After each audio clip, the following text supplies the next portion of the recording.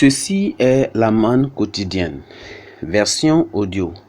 Elle a été soigneusement préparée pour nous aider à grandir spirituellement tout au long de l'année par notre pasteur.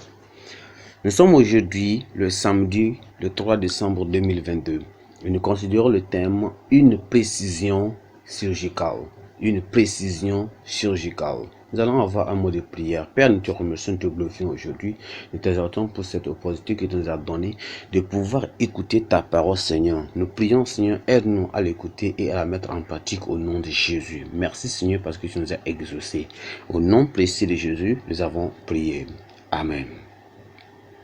Une précision chirurgicale. Nous considérons notre texte de lecture dans le livre de Marc chapitre 7. Marc chapitre 7. Nous lisons à partir du verset 31 jusqu'au verset 37. Marc chapitre 7. Nous lisons à partir du verset 31 jusqu'au verset 37. Jésus quitta le territoire de Tyr et revient par Sidon vers la mer de Galilée en traversant le pays de la Décapole.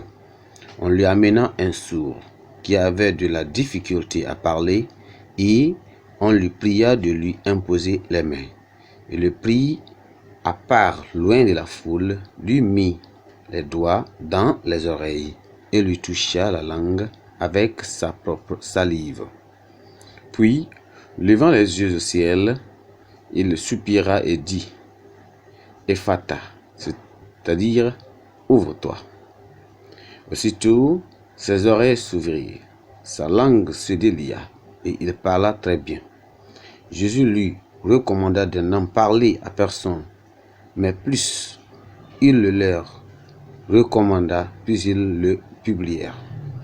Ils étaient dans le plus grand étonnement et disaient « Il fait tout à merveille, mais il fait entendre les sourds et à parler les muets. » Notre verset clé se trouve dans le verset 37 qui dit « Il était dans le plus grand étonnement et il disait « Il fait tout à merveille, mais il fait entendre les sourds et à parler les muets. » Allons-y dans le message d'aujourd'hui.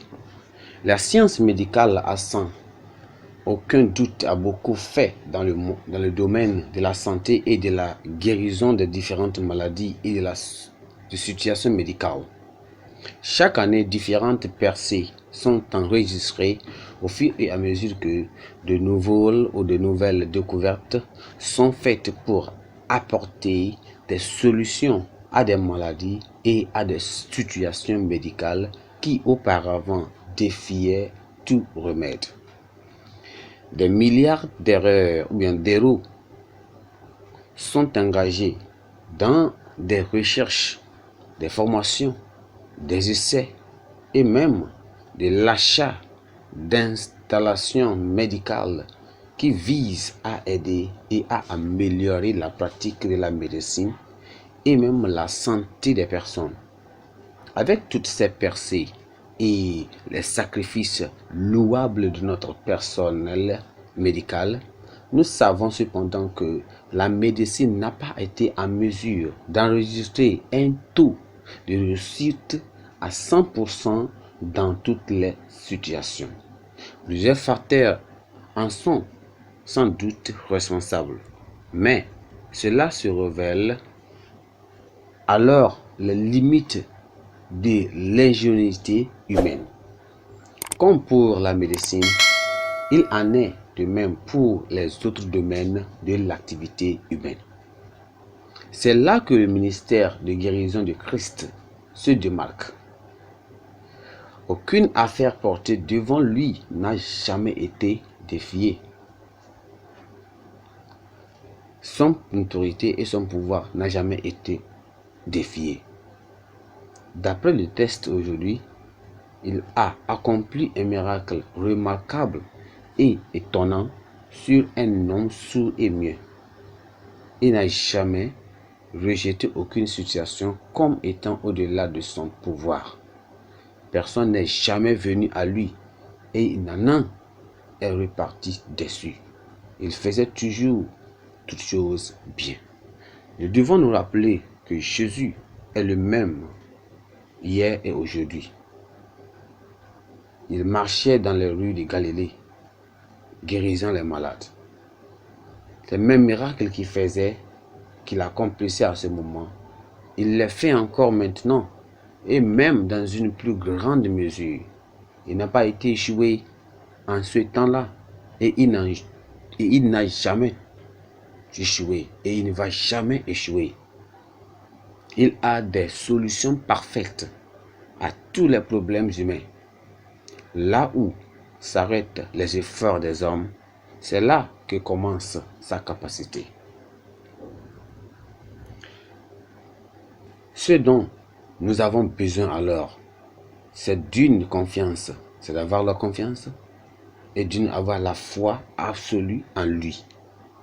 Il n'y a aucune situation que nous lui apportions avec foi qui puisse défier sa puissance. Le Seigneur est capable de faire toutes choses, seulement venant à lui et il nous aidera au nom puissant de Jésus. Nous allons prier. Père, nous te remercions, nous te glorifions pour cette réflexion. Tu nous montres, Seigneur, que tu es capable de faire tout. Nous te louons pour ta provision parfaite pour notre guérison et pour notre santé. Nous demandons, Seigneur, que tu nous pardonnes si nous avons bafoué les lois naturelles et même morales. Et promettons à Dieu, Seigneur, que nous allons vivre comme tu le veux au nom de Jésus. Nous demandons, Seigneur, que tu nous donnes la grâce de mener une vie de foi et d'obéissance qui garantira toujours notre bonne santé. Nous prions, Seigneur, que tous les malades dans l'Église, Seigneur, soient touchés par la main divine de Christ et qu'ils en trouvent la guérison permanente par ta miséricorde et par ta puissance au nom de Jésus. Seigneur, nous te remercions parce que tu nous as exaucés. Au nom précieux de Jésus, nous avons prié. Amen. Notre pensée du jour dit, il fait bien. Il fait tout bien. Il fait tout bien. Il fait tout bien. Et notre lecture biblique se trouve dans le livre de Osée, chapitre 1, chapitre 2, chapitre 3 et chapitre 4.